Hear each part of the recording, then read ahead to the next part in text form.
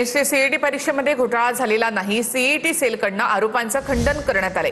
CET परीक्षेमध्ये 99 ते 100% गुण मिळालेल्या 136 विद्यार्थ्यांना 12वीच्या बोर्डाच्या परीक्षेमध्ये पीसीएम गटामध्ये केवळ 40 ते 60% गुण मिळाल्याचा आरोप राजकीय पक्षांकडून करण्यात आला होता. यावर पर्सेंटेज आणि पर्सेंटाईल यामध्ये फरक असल्याचं सीईटी सेलकडून स्पष्ट करण्यात आलंय. एमपीएससी नंतर सीईटीचा पेपर सुद्धा फुटल्याची चर्चा आहे. 45 गुण असणाऱ्यांना 200 मार्क मिळाल्याची चर्चा आहे. कुठतरी ऑडिओ क्लिप व्हायरल होत आहे.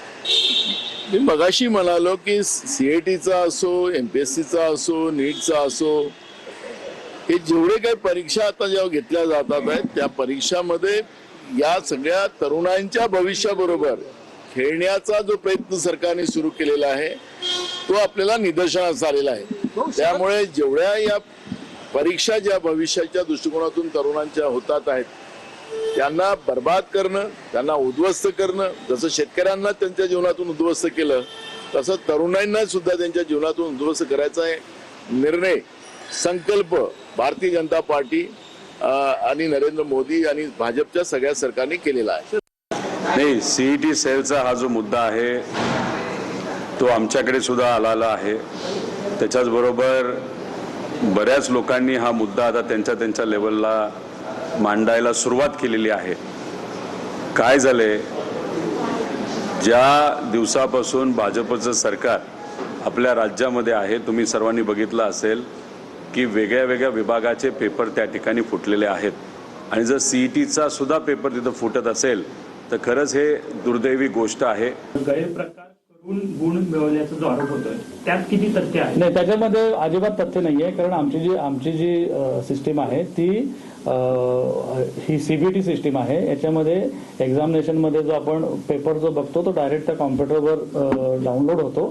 तो सुद्धा दोन्ही शेजारचे जे विद्यार्थी असतात त्यांच्यामध्ये सुद्धा जम्बलिंग केलेलं असतं. आणि त्याच्यामुळे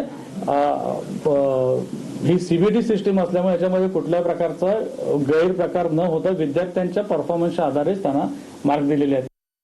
पेपरफुटी आणि भारतीय जनता पक्ष यांचं अत्यंत जवळचं नातं आहे. अनेक पेपरफुटीमध्ये दिसून आलेलं आहे. नांदेडचे भारतीय जनता पक्षाचे नगरसेवक आशिष नेरळकर यांचा मुलगा आणि मुलीला अनुक्रमे 12वीला मार्क 56%, 51% असे मार्क आहेत पीसीएम ग्रुपमध्ये.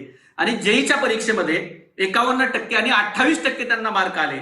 मात्र एमएससीईटीच्या परीक्षेमध्ये त्यांना 99% आलेले आहेत. भाजपच्या घरात येणारी गुणवत्ता 100% पेपर फुटीतनं येते. यावरती देवेंद्र फडणवीस चौकशी करून कारवाई करणार का, याचं उत्तर महाराष्ट्रातल्या सामान्य कुटुंबातल्या विद्यार्थ्यांना त्यांनी दिलं पाहिजे. सर्वप्रथम भाजपचा मी नगरसेवक जरी असेल तर माझ्या विद्यार्थ्यांच्या, माझ्या मुलांच्या अभ्यासाचा तो विषय आहे. याच्यामध्ये भाजप किंवा राजकारण कोणत्या पक्षात यायची गरज नाही, कारण माझ्या मुलांनी अभ्यास केलेला आहे.